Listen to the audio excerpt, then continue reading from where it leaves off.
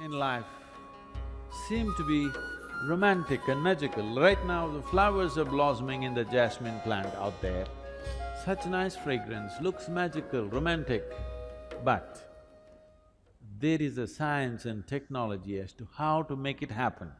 Yes or no? One who knows what the plant needs and does the right thing, only he will have maximum flower and maximum fragrance, isn't it? Yes? So if you want flowers in your garden, what do? Flower, flower, flower, flower meditation. No. No flower meditation needed. You don't even have to think of a flower. You have to think of soil, you have to think of manure, you have to think of water, you have to think of sunlight, no flowers. If you handle these things right, flowers will happen. Flower is a consequence, fragrance is a consequence, it is not something that you do. Similarly, meditation is not something that you do. If you handle the body, the mind, the emotion and the energy properly, you become meditative. If you try to meditate, you will go crazy. I must tell you one story. Once upon a time,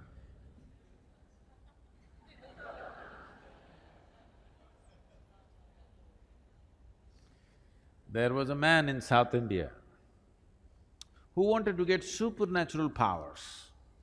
What are supernatural powers, you know? Supernatural powers, you know what they are? Somebody wants to walk upon water, somebody wants to fly without an airplane, everybody walks on the floor, so somebody wants to walk on the ceiling.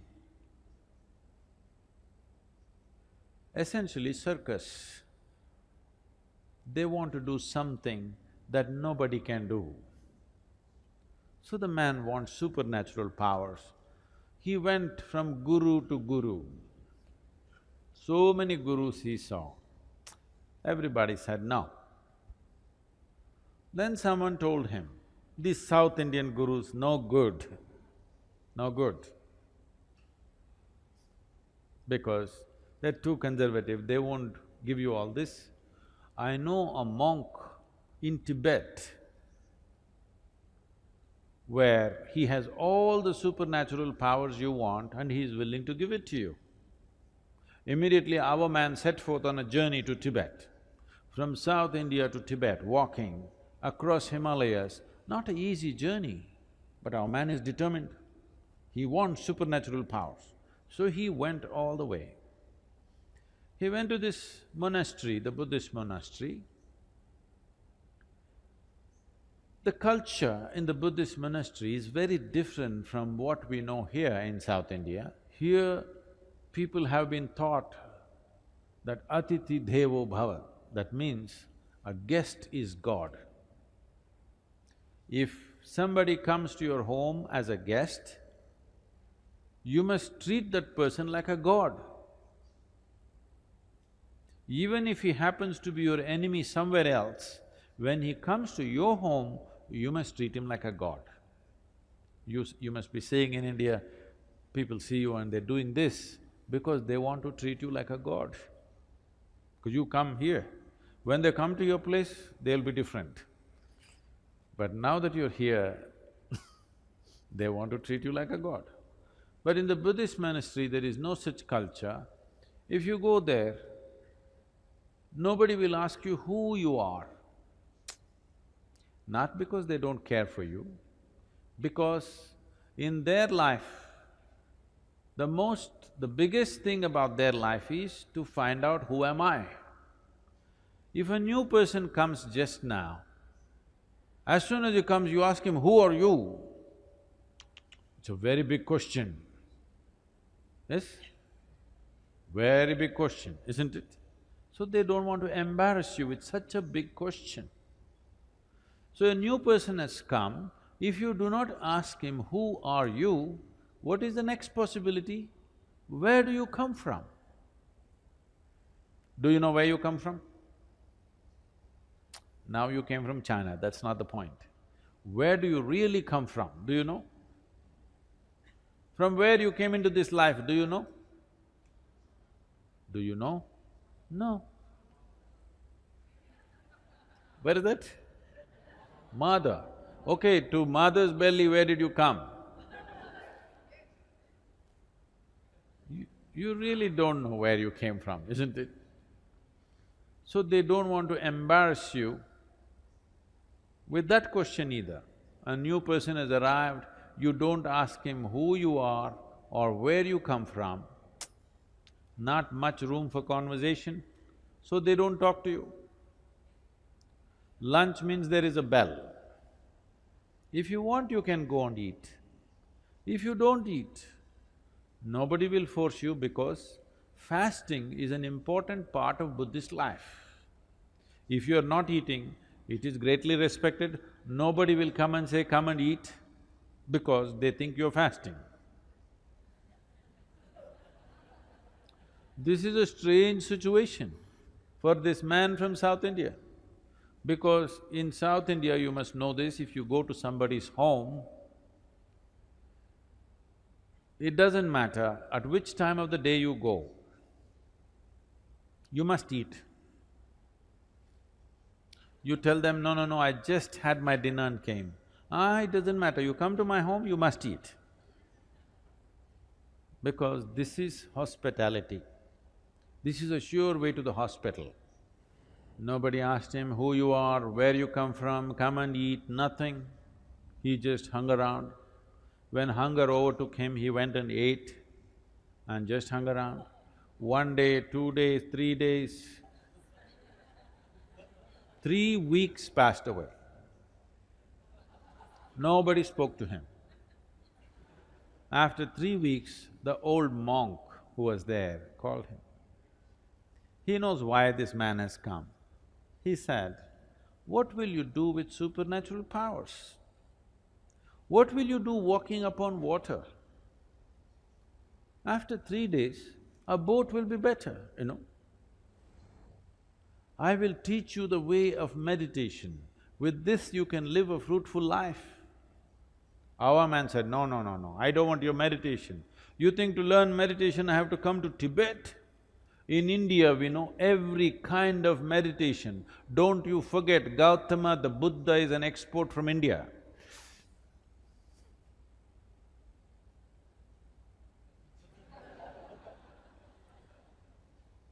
In many ways, the monk tried to dissuade him, but our man was determined, I want supernatural powers. Then the monk said, okay, if you must have it, tomorrow morning, 4 o'clock, take a dip in the river and come here.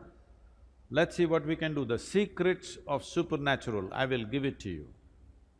Our man went 4 o'clock in the morning, had a dip in the river. This is not South India, this is Tibet. Temperatures are all minus. He took a dip, turned half blue. He went and sat in front of the monk. The monk looked at his condition and his determination. He said, see, this is very simple. There are 3 mantras. You utter these 3 mantras 3 times over, all the supernatural will be yours. Shall I reveal the mantras to you? Buddham sharanam gacchami, Dhammam sharanam gacchami, Sangham sharanam gacchami. These 3 mantras 3 times over you utter, all the supernatural is yours. Only thing is, when you're uttering the mantra, you should not think about a monkey. Is that all? That is all. Can I go, please? Our man came out of the monastery really jumping with joy. The fool of a monk revealed all the secrets of supernatural, and he tells me, don't think about a monkey. What does he know about my culture? Here we think of Vedas, Upanishads, Brahma Sutras, these are all the great scriptures. Why will I think about a monkey? Am I a hunter? I have not seen a monkey in the last 10 years. Like this, thinking about monkeys, he came down to the Indian part of Himalayas. There is a sacred river in India. You heard of this? He came down to the sacred river Ganga, had a dip in the river, sat down. Buddham, monkey. Monkey means another dip in the river. Sat down, Buddham, monkey, another dip in the river. Buddham, monkey, another dip in the river. In various yoga postures he tried. Bu means monkey comes. 1 week of intense practice, he came to your place, he does not have to do anything. Only monkeys, inside monkeys, outside monkeys, a universe full of monkeys.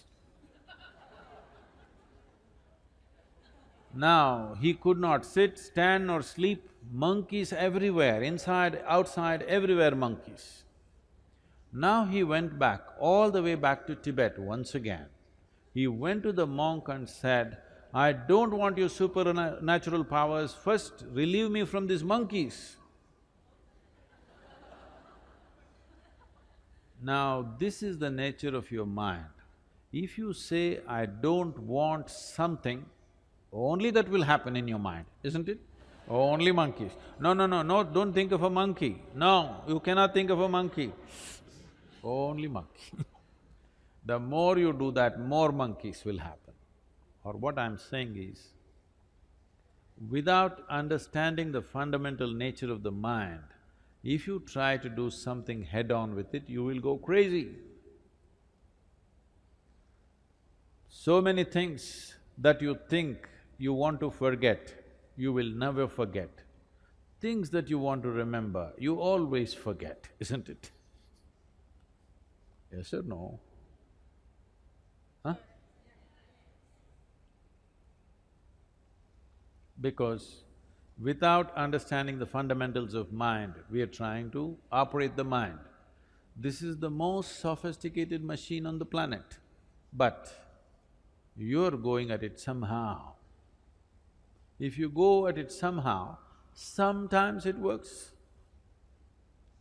Most of the time, unfortunately, most people's minds are working against those people. When you were 5 years of age, when you were only that much, how joyful you were, and today, how joyful you are. Has it gone up or gone down? That means your mind is working against you. It is working against you simply because without understanding the fundamentals of what it is, you're trying to operate it. If you have a sharp knife, you must have a steady hand, yes? Yes or no? If you have a very sharp knife, you must have a very steady hand. Unsteady hand, you will either cut yourself or cut somebody. Yes or no? That's all that's happening right now. Once you became a human being, you have a sharp knife, no steady hand. That's why yoga, to create a very steady hand, so this sharp knife can be used the way we want, that it will not cut us all the time. Right now, all the misery that you see on the planet, all the human misery that is happening on this planet, where is the manufacturing unit? Shanghai? Where is the manufacturing unit? In your mind.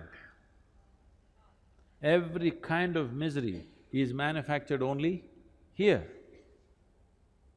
This should be manufacturing bliss for you, ecstasy for you, but it's manufacturing misery because there's no stable platform, it's all over the place. Once this mind begins to work for you, once you are blissful by your own nature, there is no fear of suffering.